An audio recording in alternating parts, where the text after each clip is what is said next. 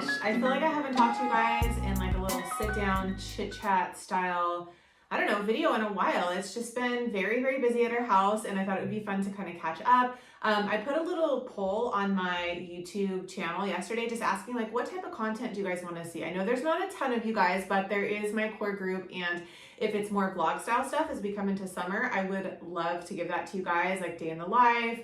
Like we could do some fitness vlogs and some try on hauls and things like that.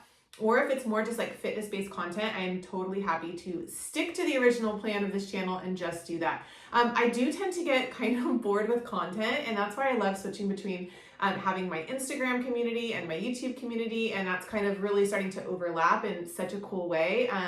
But I like having options. So if I don't feel like posting a fitness class to my Instagram page, I can come over here and vlog with you guys, have a little sit down chit chat, have some coffee, get some things off my chest, and just really, you know, have a good time. So if you don't want to see that type of content, just let me know and we can skip through it for a couple months. If you enjoy that type of content, sprinkled in with some fun fitness classes, let me know, because we can do it all. We don't have to just, you know, stick into like, we don't have to fit into just, what am I trying to say? We don't have to stay in the box. We can have fun. We can do lifestyle, fashion vlogs, fitness. We can do it all on this channel.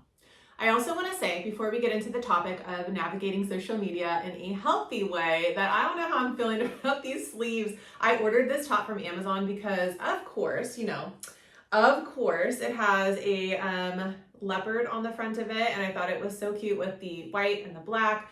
But it's really big, so I had to tie it at the bottom, and I don't know, I feel like these sleeves are not working for me, but we're gonna roll with it today. So talking about navigating social media is an important topic to me, and I've been on social media, both YouTube and Instagram, for about 2.5 years. I've done a ton of videos. I'll try to link some of those for you guys about just like building my channel organically, how to grow to your first 1,000 subscribers, and just all of that jazz. So it's always an interesting topic to me, but I think there's a point where for a lot of people, as you start to grow on Instagram, TikTok, whatever you're doing, whether it's a YouTube channel, that you kind of, I don't want to say kind of hit that spot where there can be a little bit of toxicity.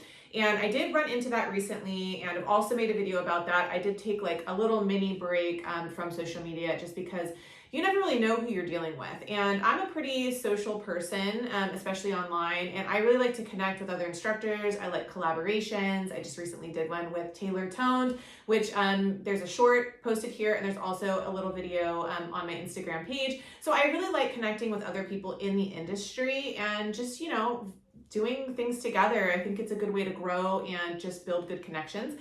But a lot of times those things can be, I don't really know exactly the word for this, but there can bring some unhealthy competition in that, or maybe some jealousy, or maybe even some weird type of things that start to happen with that. And I just think it's important to remember to keep to some boundaries when you're on social media. If you are going to be talking to someone, I think it's important to kind of like know a little bit about that person, research about them, make sure that they're legitimate, like check their pages, see their comments, just because some things that have happened with me in the past most recently kind of made me put my guard up a little bit more. But I would say that 99% of the people I have dealt with, okay, let's say 97% of the people I have dealt with on social media have been extremely positive, supportive, and really encouraging. So I don't want to detour you from that, but I do want to let you know that you should have some boundaries in place when it's coming to social media.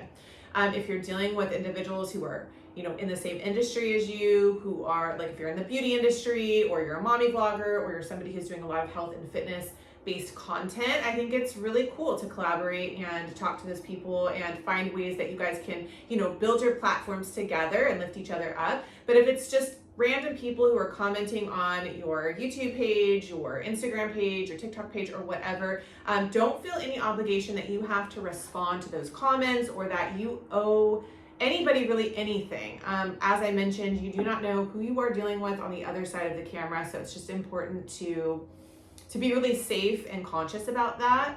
So I just want to give you like a few tips and tricks and things that I've kind of learned to help manage social media in a really healthy way.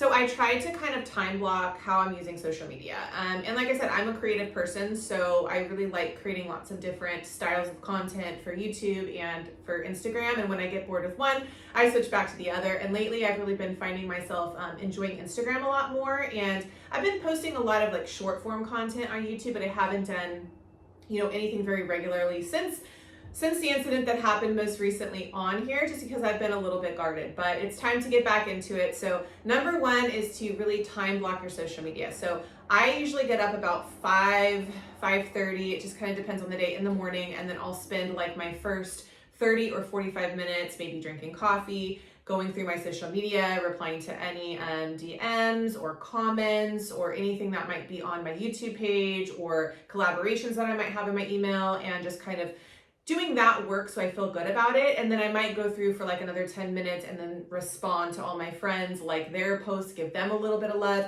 And then I'll put my phone down and I'll kind of go on with my day. I might have to teach a class, or maybe I'm filming a class for YouTube. But I really will try not to touch my phone again until, around lunchtime or whatever, when I have like a free moment. So I'm not just obsessing about it all the time. There can be this feeling of like FOMO, that you're missing out on something and you feel like you have to be constantly glued to your phone, but that'll drive you a little bit insane and it's really not healthy. So time blocking things for me, I really treat social media just like a normal job, like I would if I was teaching fitness. I have my time blocks for things and it's very scheduled and very regimented on how I do it. Now, my uploading schedule has been very sporadic, but a lot of times what I'll try to do is really block out time during the weekends to film content. So I might do content batching. So I'll do like 4 or 5 reels.